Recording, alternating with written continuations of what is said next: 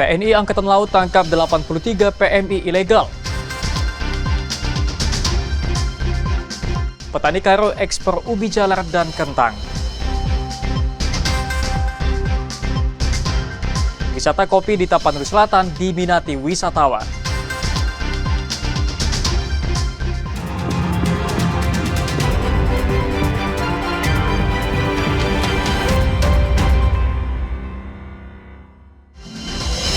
Halo, selamat pagi saudara. Kompas Sumut hari ini hadir dengan beragam informasi penting dan menarik dari Sumatera Utara.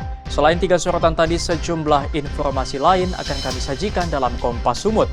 Bersama saya Emir Syapurba, inilah Kompas Sumut selengkapnya di Kompas TV, independen terpercaya.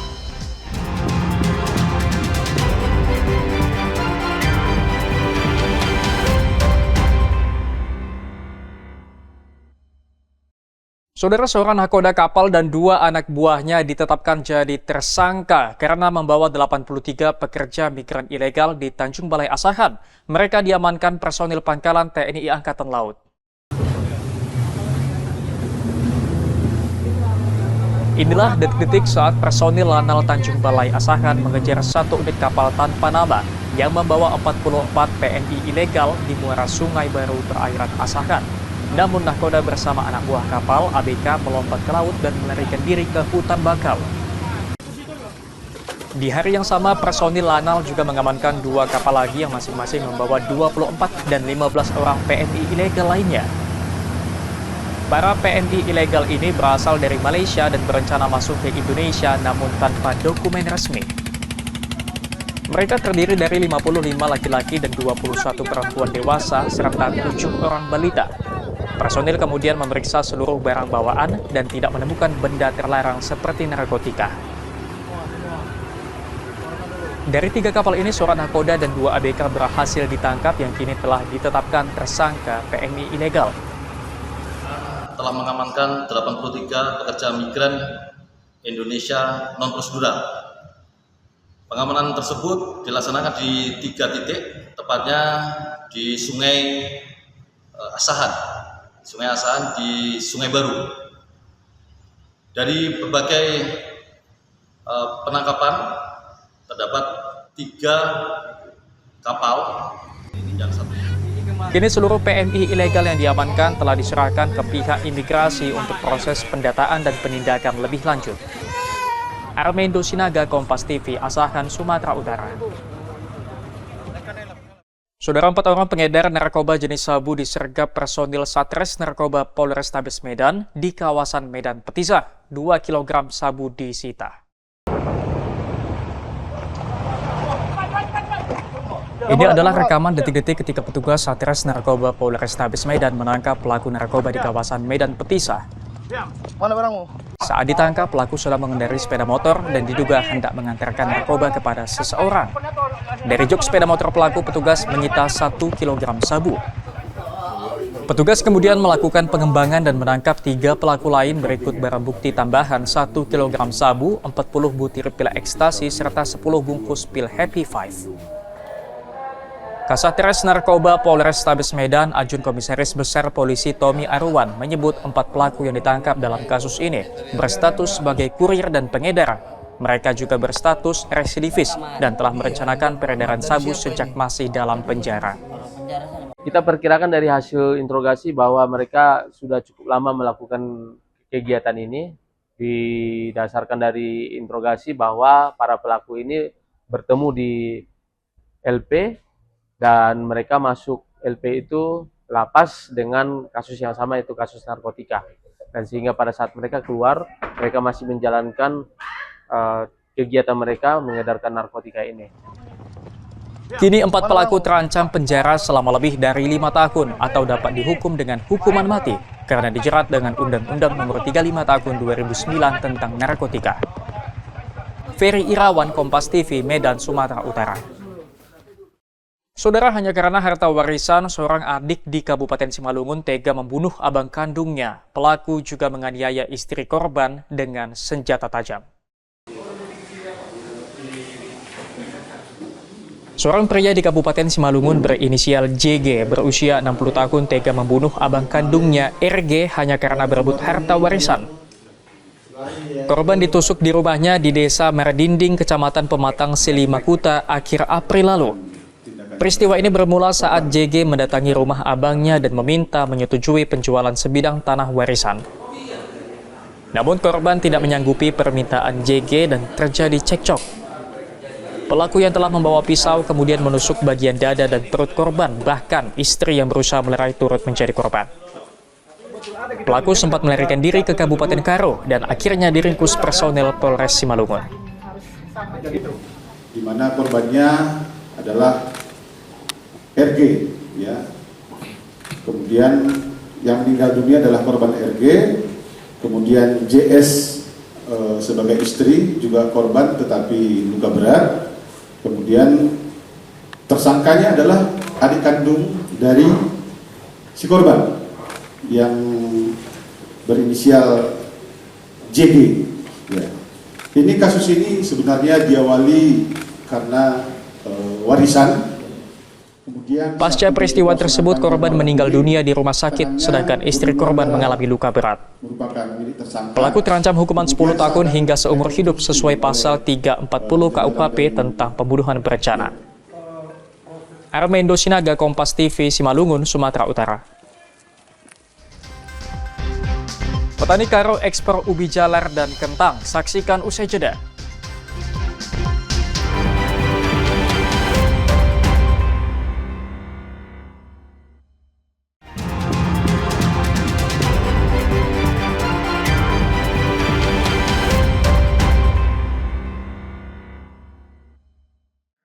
Masih bersama saya Emir Syahpurba dalam Kompas Sumut. Saudara, sebanyak 20 ton ubi jalar dan kentang asal Kabupaten Karo diekspor ke negara Singapura.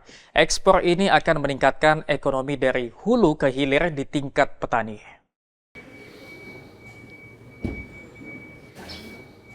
Tingginya permintaan komoditi ubi jalar dan kentang membuat petani di Kabupaten Karo meningkatkan hasil tanam. Bulan ini mereka mampu mengekspor 20 ton ubi jalar dan kentang ke negara Singapura. Para petani ini sudah mampu melewati proses packing standar ekspor internasional. Peningkatan ekspor pada bidang hortikultura ini sejalan dengan program strategis Menteri Pertanian hingga mampu meningkatkan perekonomian masyarakat dari hulu ke hilir. Kini petani di Kabupaten Karo mulai belajar cara ekspor yang baik dan benar agar dapat meningkatkan perekonomian di tingkat petani, menghasilkan devisa bagi negara.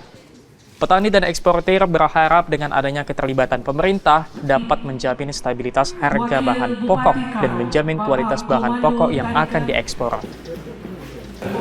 Kita mengharapkan ke depan sebenarnya harganya bisa lebih stabil, suplainya bisa lebih kontinu, kualitasnya kita bisa lebih jaga, dan ke depan memang kalau ini bisa dibentuk per komoditi, kita bisa kembangkan lagi komoditi yang lain, dan untuk akses market yang lebih luas juga tentunya.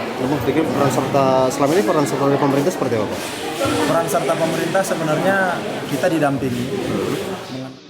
Komoditi ubi jalar dan kentang sudah menjadi ekspor favorit bagi supplier luar negeri, namun tidak stabilnya harga dan jaminan stok masih menjadi kendala. Hendri Setiawan, Kompas TV, Karo, Sumatera Utara. Saudara, pasca gempa tektonik mengguncang Aceh Minggu sore disebabkan akibat adanya deformasi batuan dalam lempeng atau intraslab dengan kedalaman 83 km di dasar laut. BMKG mencatat gempa berada pada jarak 23 km dari Blangpi di Aceh Barat Daya. Balai Besar Meteorologi, Klimatologi, dan Geofisika Wilayah 1 Medan mencatat epicentrum gempa tektonik berada pada jarak 23 km dari Blangpi di Aceh Barat Daya. Gempa dengan kekuatan 5,9 berlangsung Minggu sore terjadi pada pukul 3:57. Titik gempa yang berada di dasar laut dan tidak berpotensi tsunami. Dampak gempa terasa di Aceh Barat Daya dengan skala intens 5 mmi. Skala 4 mmi dirasakan di Aceh Selatan, Melaboh, Subu Salam. Gempa juga terasa hingga Kota Medan, Sumatera Utara dengan skala 3 mmi. Ini dia besar, gelombangnya lebih. Kepala BBMKG Wilayah 1 Medan, Hendro Nugroho, mengatakan berdasarkan pantauan terjadi beberapa kali gempa susulan dengan kekuatan yang melemah. Dengan kedalaman epicentrum pada 83 km, gempa ini termasuk gempa bumi menengah. Sampai pukul 16.30, gempa bumi ini terjadi merupakan jenis gempa bumi menengah akibat adanya aktivitas deformasi batuan intraslab. Hasil analisis mekanisme sumber menunjukkan bahwa gempa bumi ini memiliki mekanisme pergerakan naik atau thrust fault. Hingga kini belum ada laporan kerusakan fasilitas umum dan rumah warga, baik di Aceh maupun daerah terdampak seperti kota Medan. Rauganda Malau, Kompas TV, Medan, Sumatera Utara.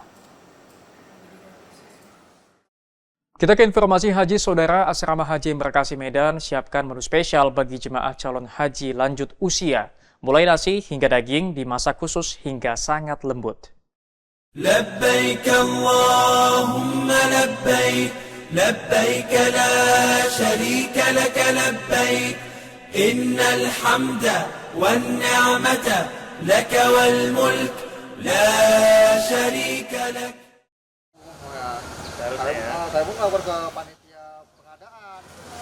Setiap hari dapur Asrama Haji Embarkasi Medan ini menyiapkan ribuan porsi untuk konsumsi jemaah calon haji dan petugas.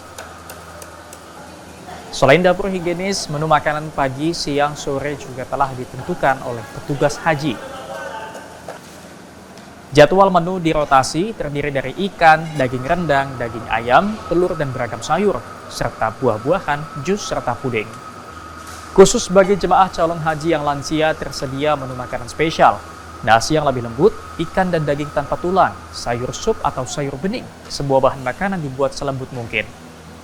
Petugas dapur Basaria Sitompul mengatakan 30 orang tim masak telah disiagakan agar selalu siap di dapur. Menu bagi lansia khusus disiapkan untuk menjaga kondisi kebugaran sehingga tidak boleh pedas dan asin. Ya, dia itu tidak boleh pedas, sama yang apapun tidak boleh pedas, standar aja. Makan orang itu. Itu memang dibedakan ya? Dibedakan, selalu dibedakan. Makan lansia sama orang apa dibedakan, masih sehat-sehat. Jemaah calon haji Zubaidah Jairo mengaku menu makanan yang disediakan pas dengan seleranya. Dagingnya lembut sehingga tidak menyulitkan saat mengunyah. Tidak pas garamnya. Jadi ini sesuai sama selera ibu lagi. Selera emang kayak sini datangnya ya Pak. Jadi hari ini makannya pakai apa? Boleh dikasih tahu? Apa? Makannya pakai apa lauknya? Lauknya. Kalau yang ini ikan apa sup, daging kan yang ini. Untuk dagingnya keras nggak Bu? Enggak. Bagi jemaah calon haji lansia dan disabilitas, Asrama Haji Embarkasi Medan juga menyediakan tempat makan khusus yang terpisah dengan ruang makan utama. Lokasinya menyatu dengan gedung hotel jemaah agar tidak menyulitkan. Rauganda Malau, Kompas TV, Medan, Sumatera Utara. Saudara, wisata petik kopi tarik minat wisatawan. Saksikan usai jeda.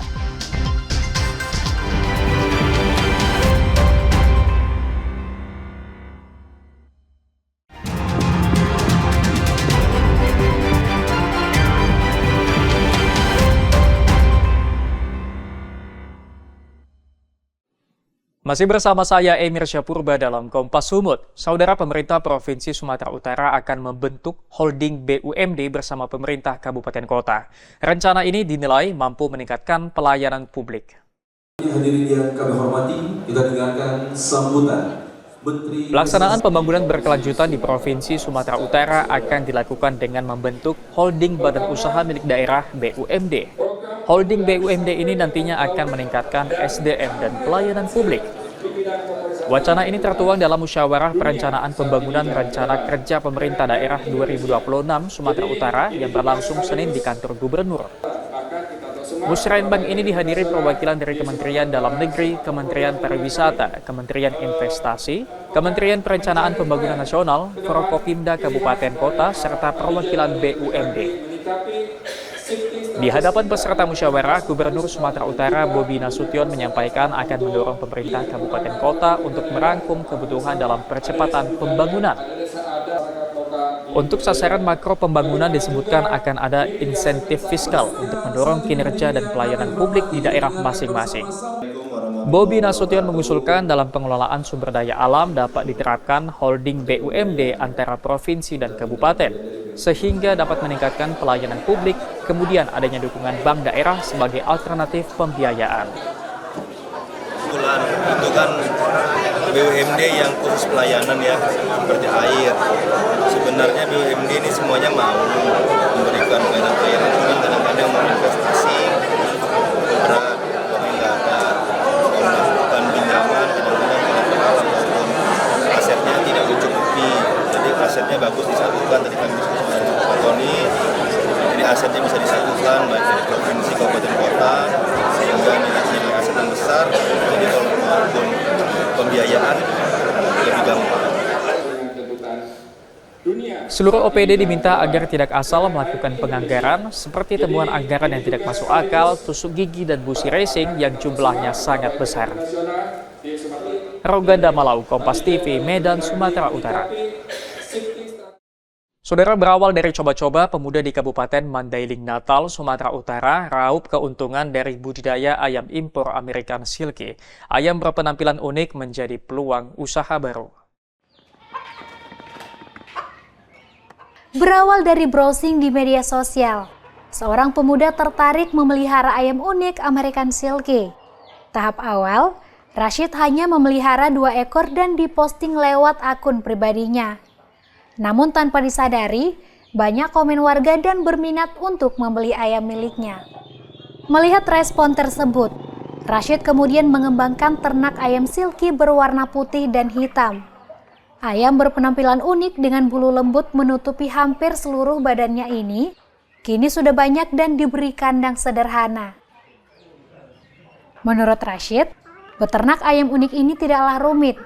Hanya dengan memperhatikan ketersediaan pakan serta kebersihan kandang menjadi faktor yang menentukan. 3 tahun membudidayakan ayam ini, Rashid hanya memiliki 1 pasang indukan, dan kini sudah memiliki 70 ekor ayam American Silky. Alhamdulillah, kalau ada anakan, kalau ada ready anakan di kandang, pasti habis kalau saat ini. Tapi kalau dari peminatnya dia kebanyakan dari luar kota, dikirim ke misalnya ke Padang Sidimpuan, ke Rantau Perapat, ke Medan juga pernah diantar di sekitar. Artinya cukup menjanjikan lah ya di sini? Iya, cukup menjanjikan. Oh, untuk kendala sendiri selama ternak ayam seperti ini, untuk kendala yang kita rasakan? Kalau kendalanya paling sekarang kan pakannya lagi mahal. Pemuda asal Kelurahan Siantar, Kabupaten Mandailing, Natal ini mematok harga ayam silky Rp200.000 per pasang anakan. Peminat ayam American Silky kini berkembang, tak hanya di Kabupaten Madinah, namun luar daerah seperti Medan, Padang, Palembang, hingga Sumatera Selatan. Tim Liputan Kompas TV, Mandailing, Natal, Sumatera Utara. Saudara, di desa Aek Sabuan, Tapanuli Selatan, Sumatera Utara, ada sebuah warung kopi menawarkan wisata kopi. Di sini pengunjung dapat memetik kopi sebelum diracik dan diseruput.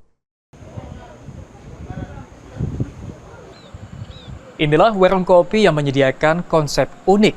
Di sekitar warung ini ada lahan seluas 1 hektar untuk wisata petik kopi. Di lahan ini, pengunjung dapat merasakan pengalaman memetik kopi sebelum menyeruput kopi yang sudah diracik. Dengan panorama alam dan asri dapat memanjakan para pecinta kopi, apalagi pengunjung dapat membayar seikhlas hati.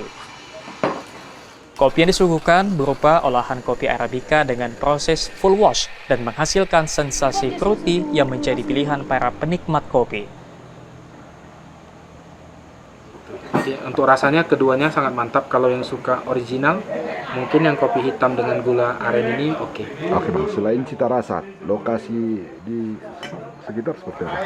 Iya, lokasi sekitar, karena ini dekat Sibiobio ya, jadi sangat sejuk, kemudian lebih untuk yang pencari ketenangan, yang suka baca, ya seperti saya yang suka menulis, bolehlah datang ke sini. Bisa sambil berwisata, berekreasi, sambil ngopi dan sambil makan. Oke Bang. Awalnya pemilik warung Dirtiawati Harahap sekedar menanam kopi, kemudian muncul ide mengolah serta menyuguhkan olahan kopi miliknya beberapa tahun lalu. Respon positif pengunjung membuat Dirtiawati memilih bertahan menjalankan usahanya. Kita menyediakan jenis kopi Arabica dan Robusta. Arabica itu ada beberapa proses pengolahan, salah satunya natural, wine atau fruity, lebih banyak dikenal orang, dan yang biasa untuk diminum adalah full wash. Konsepnya seperti apa, Kak? Konsep sejauh ini di Tiana adalah minum sepuasnya, bayar seikhlasnya.